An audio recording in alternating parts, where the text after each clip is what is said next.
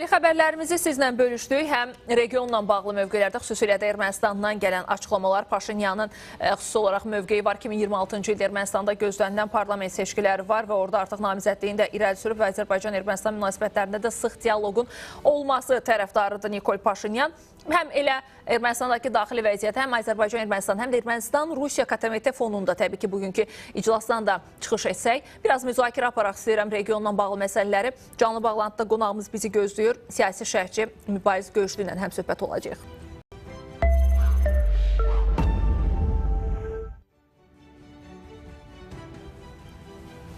Salamlayıram sizi Mübariz bəy. Salam, hər vaxtınız xeyir olsun. Paşinyanın açıqlamaları ilə başlayaq istəyirəm bir qədər müzakirəmizə. Növbəti il üçün parlament seçkilərində artıq öz namizədliyini irəli sürdüyünü də qeyd edib, sürəcəyini də daha doğrusu qeyd edib və orada toxunduğu məsələlərdən biri də Azərbaycanla proseslərdə sıx dialoqu daha da artırmaqdır. Yəni buna ehtiyac var deyir Nikol Paşinyan. Biraz Azərbaycan münasibətlərindən, Azərbaycan-Ermənistan münasibətlərindən danışaq, sonra Ermənistanın daxilindəki vəziyyətinə bir qədər qayıdacaq parlament seçkilərindən bağlı məqamlarda.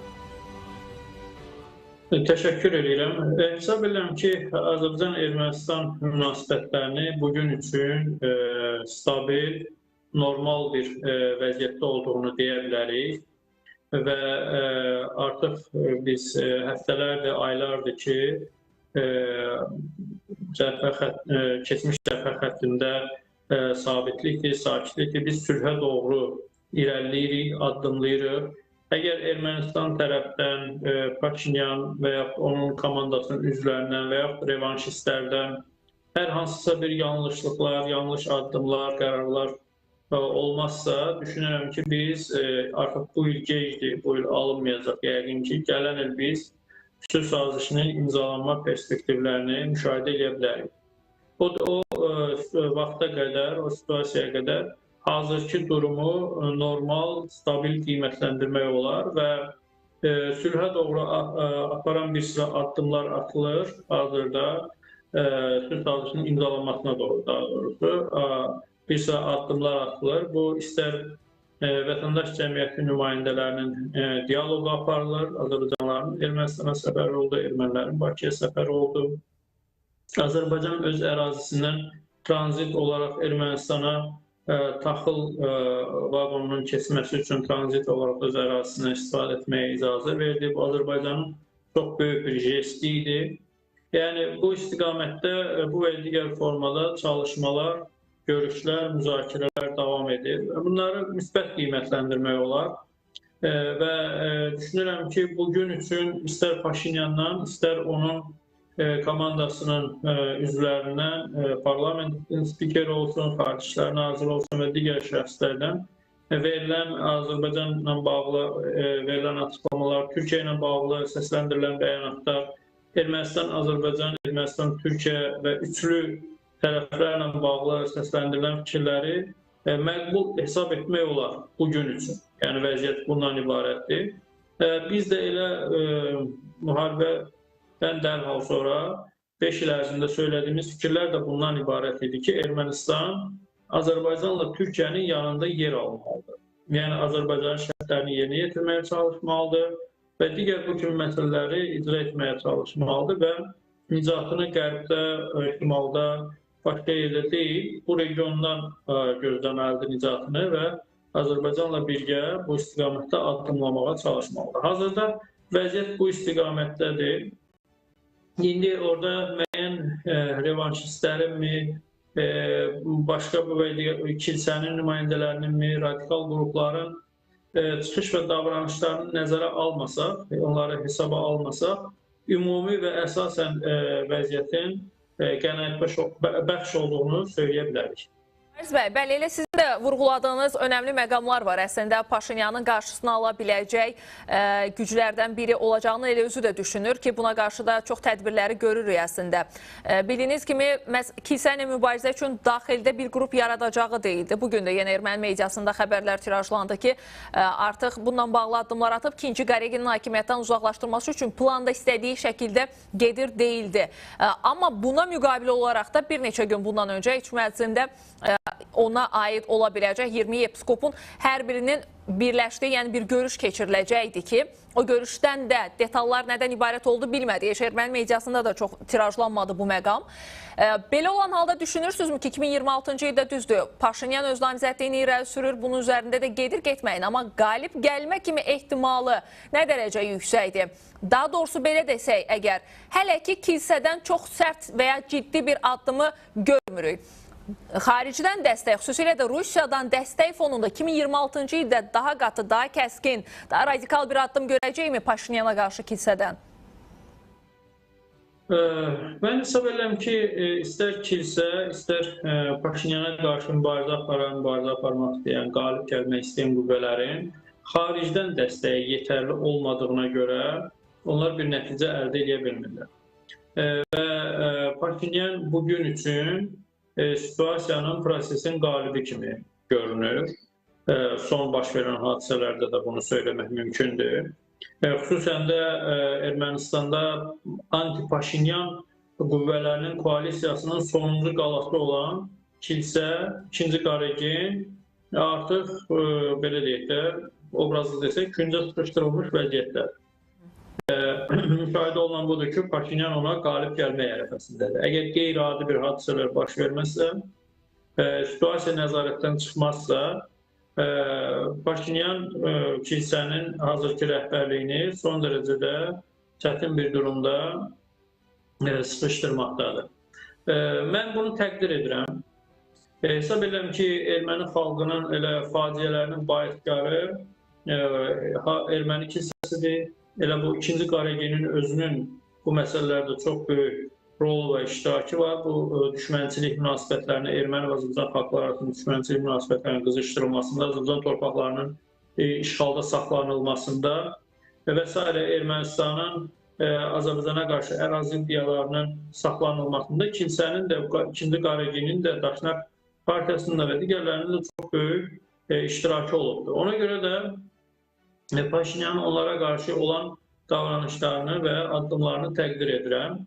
Nə dərəcədə nəticəyə nail ola biləcək, seçkiyə hələ bir neçə ay var və seçkidən nə dərəcədə qalib ayrıla biləcək, hansı imkanlarla, hansı güclə, hansı belə deyək də, səs vermə ehtimadı ilə, neçə faiz səs vermə ehtimadı ilə qalib ayrılacağını biz qarşıdakı vaxtlarda görə biləcəyik. Amma bugün üçün Paşinyan artıq ona qarşı olan qrupları, qüvvələri demək olar ki, son mərhələdə məğlub etmə məqamındadır. Əgər mən qeyd edeyim ki, Paşinyana qarşı bir fiziki, bunu hər zaman qeyd edirəm, terror hadisəsi baş verməzsə, fiziki onun ölümünə cəhd olunmazsa, yəni bu terror hadisəsi və fiziki şəkildə onun həyatının sürgət olmazsa, düşünürəm ki, Paşinyan kilsəyə və digər o revanşist qüvvələrə qalib gələ biləcəkdir. Burada əsas məsələlərdən biri, Azərbaycanın tələblərinin biri hələ də öz aktuallığını saxlayır. Bu, Ermənistan Konstitusiyası və ona bağlı ana sənədlərdə Azərbaycan dövlətinə qarşı, Qarabağa qarşı ərazi iddialarının saxlanılmasıdır. Paşinyan deyir ki, biz bunu seçkidən sonra həll edəcəyik. Açığı mən düşünürəm ki, Paşinyan bunu ləngitməməlidir. Yəni, seçkidən sonra həll edəcəyik vədi də bu ləngidilmənin bir sanki anonsu kimi gəlir mənə. Və mən qeyd edeyim, Paşinyan hakimiyyətə gəldiyi ilk dönəmlərdə, hakimiyyətə təzə gəldiyi vaxtlarda cənab prezident İlham Əliyevlə səfərlərin birində təkbətək görüşlərdə, ayaqüstü görüşlərdə, belə deyək, xahiş eləmişdi ki, Azərbaycan-Ermənistan sərhədində atəşkəsə nail olaq, biz tezliklə Azərbaycanla bağlı problemləri həll etməyə çalışacağıq. Belə bir vəd vermişdi Paşinyan və ondan sonra bir neçə ay ilə Azərbaycan-Ermənistan sərhədində də sakitlik oldu.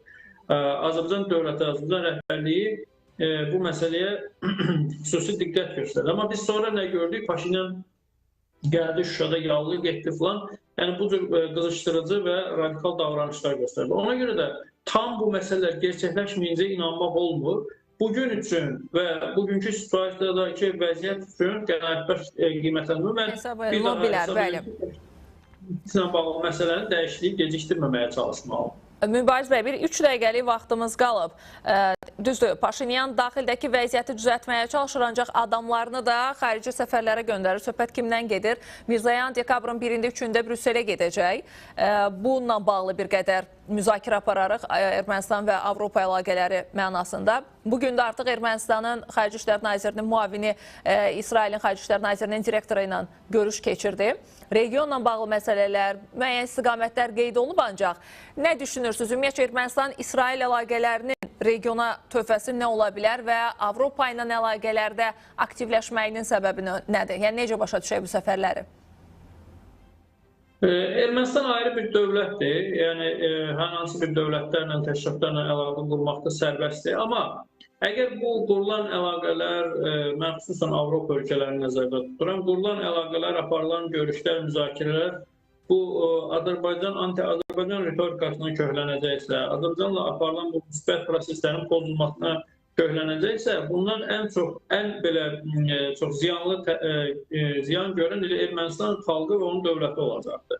Azərbaycana qarşı bu cür məsələlər keçməz. Və yeri gəlmişkən qeyd edeyim ki, baxın, bu Avropa İttifaqının o monitoring qrupu hələ də Ermənistanda fəaliyyətini saxlayır. Yəni bu, sülh sazişinə doğru gedən məsələlərdə, hazırki situasiyalarda ona mane olan əsas məqamlardan biridir. Onun orada qalmasına nə ehtiyac var? Yəni Azərbaycanla Ermənistan arasında hər hansı bir gərginlik müşahidə olunmadığı halda. Bax, Ermənistanın daha bir destruktiv fəaliyyətlərindən biri də bunu qeyd etmək olar. Bu cür məsələlərin aradan qalxması lazımdır. Mən düşünmürəm ki, İsrail rəhbər, Xarici İşlər Nazirliyinin təmsilçilərlə görüş münasibətlər regionda bir destruktiv vəziyyət və situasiya yaratsın.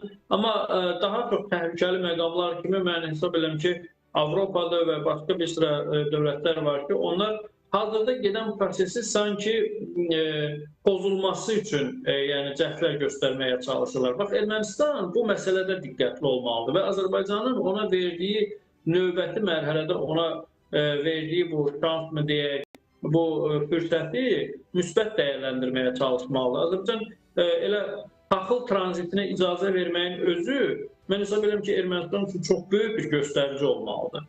Yəni, bu məqamları ermənilər nəzərə almalıdırlar o görüşlərdə, müzakirələrdə və pozunculuk fəaliyyətindən məsul olmamalıdır. Təşəkkür edirəm sizə. Mübariz bəy, minnətdaram təhlilləriniz üçün. Siyasi şərhçi Mübariz Göğüşlü ilə həm söhbət olduq. Həm Mirzoyanın Brüsselə səfəri, həm də Ermənistan Xarici İşlər Nazirinin müavininin İsraili nümayəndə ilə görüşünün əsas detallarını müzakirə etdik və Paşinyanın təbii ki, jurnalistlərə verdiyi açıqlama var ki, növbəti il üçün parlament seçkilərində baş nazirliyə namizədliyini bildirir və Azərbaycanla dialoqlarda daha da sıx şəkildə həyata keçirməyin tərəfdarı olduğu deyir Paşinyan. Bunun üzərindən təhlillər aparmağa çalışdıq regiondan. Digər xarici xəbərlərimiz də var. İstəyirəm onu da sizə